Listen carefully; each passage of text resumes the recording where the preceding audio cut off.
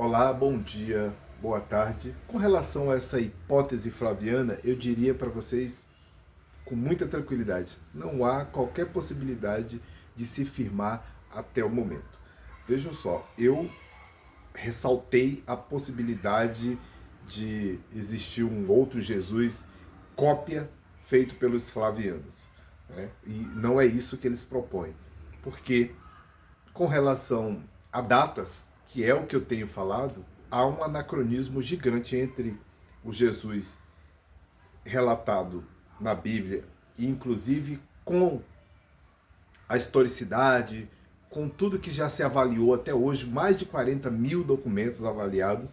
Então, não é possível que em nenhum documento desse alguém tenha encontrado qualquer coisa que diga: olha, esse Jesus não é isso aí é uma outra coisa. Então é o seguinte, com relação à data, eu falei isso. De acordo com a ciência, Jesus Cristo nasceu por volta do ano 4 e morreu entre 30 e 33, né, depois de Cristo.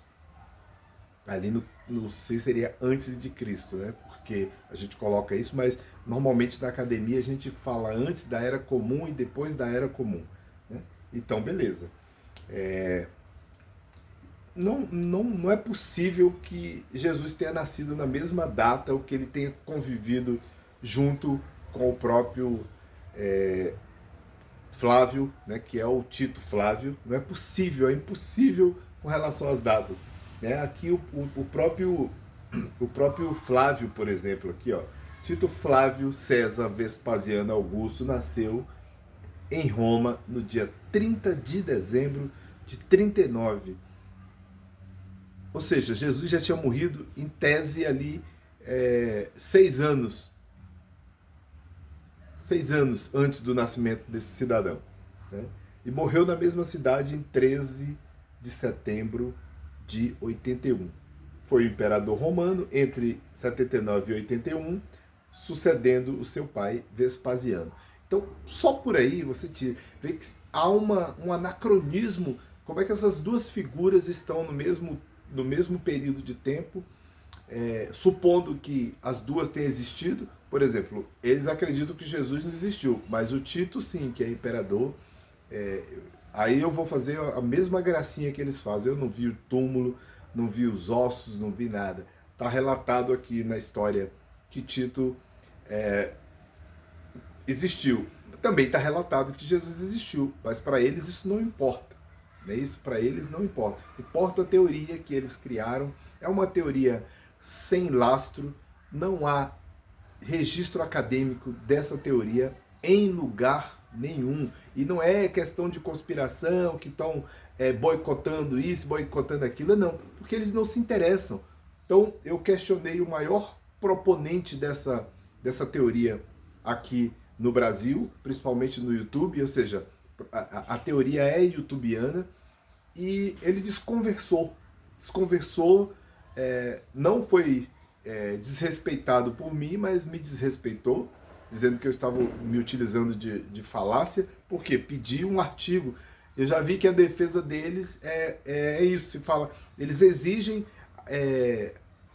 formação acadêmica, como estavam pedindo do rapaz lá, querendo ver o artigo do rapaz, né? Então eles propõem uma ideia e eu que tenho que mostrar artigo. Já imaginou isso? Vocês que estão propondo essa ideia flaviana, vocês é que devem demonstrar de forma acadêmica aquilo que vocês exigem dos outros, de forma acadêmica. Então tragam os artigos para comprovar ou para demonstrar de uma forma bem, mas bem acadêmica que vocês têm razão no que vocês dizem. Propagam aí, né, são propagandistas, né, ao significado que é dado em outros países, ou seja, são pessoas que estão fazendo uma disseminação de uma ideologia, que essa é o sentido mais forte da propaganda. Então vocês são propagandistas, disseminadores de uma ideologia, e vocês não querem arcar com o ônus da sua, só com os louros, né? Mas os ônus não. Mas vocês têm que arcar com os ônus, e os ônus seriam apresentar isso de forma acadêmica. Não tem nada demais. Vocês se posicionam como pessoas acadêmicas, como pessoas que buscam, que pesquisam, que investigam, aí propõem uma ideia dessa, propõem uma ideia dessa, mas não querem apresentar nenhum tipo de argumentação que seja compatível com aquilo que vocês estão querendo. Aí citam nomes de um monte de estudioso que, na maioria das vezes, não concordam entre si por vários motivos, e isso é natural que as pessoas não concordem entre si, mesmo estando basicamente do mesmo lado, são opositores da religião, opositores de Deus, de Cristo, seja lá o que for, e essas pessoas às vezes têm divergências de ideia, às vezes tem confluência, mas tem divergência, também é natural. Também é natural, mas esses homens escrevem artigos das ideias que eles propõem.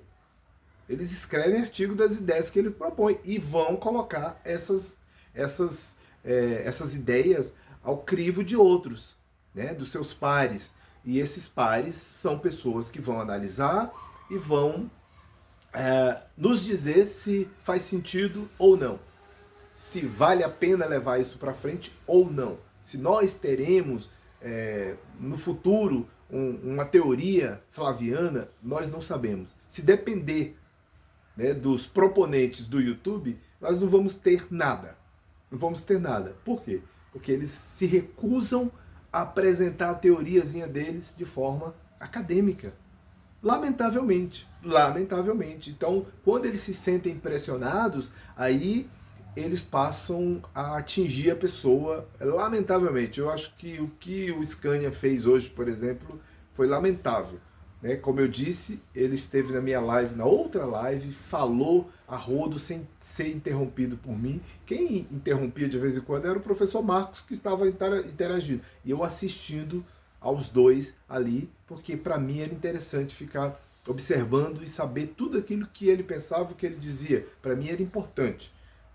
E eu, como eu disse, estava considerando ele um cara um pouco diferente dos outros, mas acabou que hoje eu tive a mesma impressão que eu tenho dos outros, acabei fazendo a mesma ideia dele, que são todos iguais. Então, ou seja, se você aperta, pede um pouco de rigor, aí eles reclamam, se sentem ofendidos, e querem ficar propagando nas redes sociais aí essa teoria, que sem fundamento, está faltando fundamentos, esse é que é o grande problema. Então, eles se recusam a apresentar elementos acadêmicos, mas querem bradar nas redes sociais como se fossem os paladinos da verdade. E isso não pode acontecer.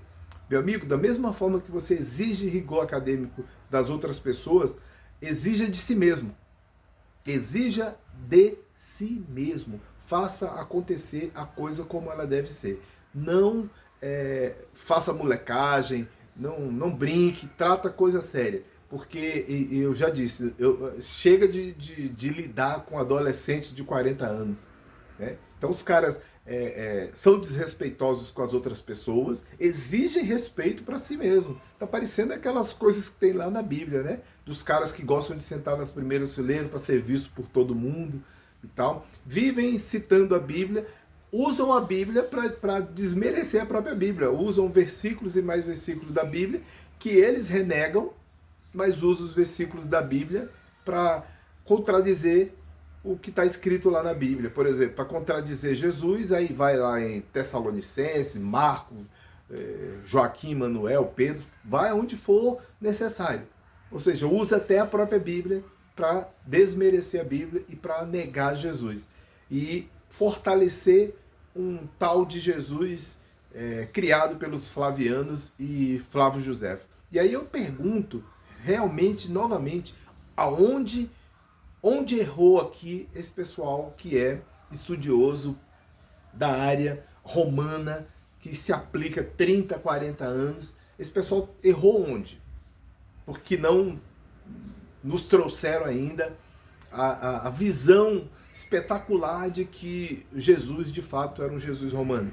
Onde essas pessoas erraram? Porque Aqui eu tenho livros de período romano e nada se assemelha a isso, não passa nem. Então, se os historiadores, pesquisadores, vão até as fontes, acham documentos, encontram documentos, fazem pesquisas e não observam que existe um Jesus criado pelos Flavianos e que, como eu disse, se isso realmente não aconteceu, foi o maior segredo de Estado já elaborado, já feito no mundo, porque ninguém ousou comentar ou fazer qualquer anotação, seja lá o que for, nem mesmo que fosse de forma